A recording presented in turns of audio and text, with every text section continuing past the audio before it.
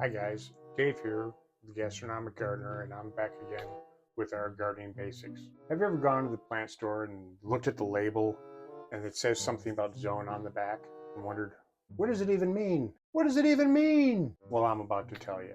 Let's take a look at the USDA Hardiness Zone map.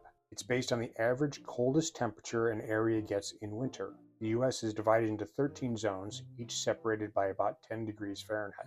So if you're in zone 5, like I am here outside Chicago, that means the coldest expected average temperature we're going to receive is about minus 20, which is why when I'm planting perennials, I like to look for zone 4, which means it'll handle temperatures down to about minus 30 Fahrenheit, just as a little insurance. But there are exceptions thanks to microclimates. These are small areas that stay warmer than the rest of your garden or the surrounding area, like a sunny south-facing wall, for example. They can absorb heat during the day and release it at night, giving tender plants a better shot at surviving.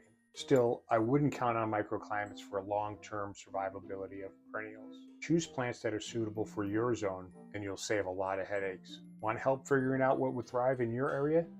Drop a comment, and I'll see what I can do to help answer it. If you like this, please hit subscribe, like, and I'll see you next time. Have a great day.